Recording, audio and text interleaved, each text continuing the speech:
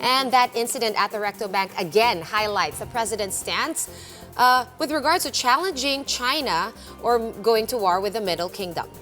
But Charles, what does our Constitution say about this, really? Sean, the Constitution, the highest law of the land, states that the Philippines actually renounces war as an instrument of national policy. Now, what that simply means is that the country cannot start a war. Now, contrary to what was mentioned a while ago by the President, as we heard, that hindi natin pwede girahin ang ibang bansa necessarily.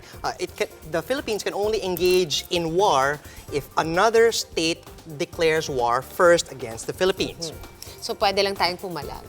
Hindi tayo pwedeng manguna, di ba? Yes, that's But correct. Charles, the President, has also repeatedly stated that the country, the Philippines, has no capability to wage war with Beijing as of now. However, I know they've been starting to improve the armed forces with Bits the and pieces, modernization program, right? So tell us what we have in our inventory. Can we go to war? All right, let's go over the findings of the Australia-based think tank Lowy Institute during for its 2019 Asia Power Index report. According to the report, China ranked second out of 25 countries in the Asia-Pacific region in terms of military might. Of course, number one is the US, but the Philippines, on the other hand, settled at 19th place. And here are a few details from the comparison. In terms of defense spending, meaning procurement of equipment, China's budget is at $220 billion, Sean, and that's a whopping 50 times higher than the Philippine budget of $3.78 billion for military spending. Now, when it comes to armed forces, again, China ranks second with nearly 2.7 million active military and paramilitary forces. The Philippines has only 165,000 military and paramilitary forces.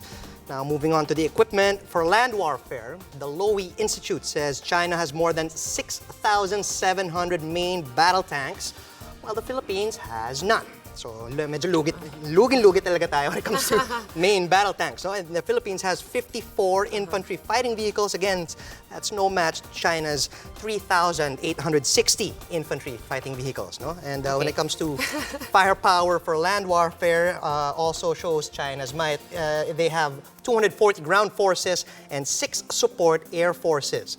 Now, let's talk about maritime combat, where the Philippines is also no match, according to the numbers of Lowy Institute. China has a maritime power of over 1,500 units, comprised of missile launchers, onboard combatants, and get this, submarines. Well, our country, of course, has none. And the only thing that the Philippines owns, according to Lowy, is our lone frigate, while China has 59 frigates, 1 carrier, and 23 destroyers. But Sean, according to the Supreme Court, Associate Justice Antonio Carpio, Duterte's mindset that challenging China automatically means war is part of what he describes as a false option. He cannot do that.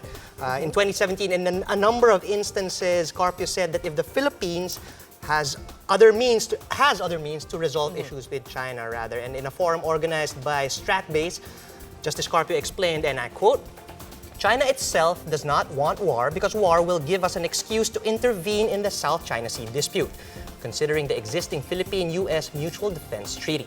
China's strategy is to control the South China Sea without firing a single shot. So that's it, Sean. Bottom line is, let's not go to war with China. I think bottom line is we're not going to war with China, not right now. Or with at anybody, least. And for that that's not neither of our decisions, right? Yeah. Thank you for that, Charles.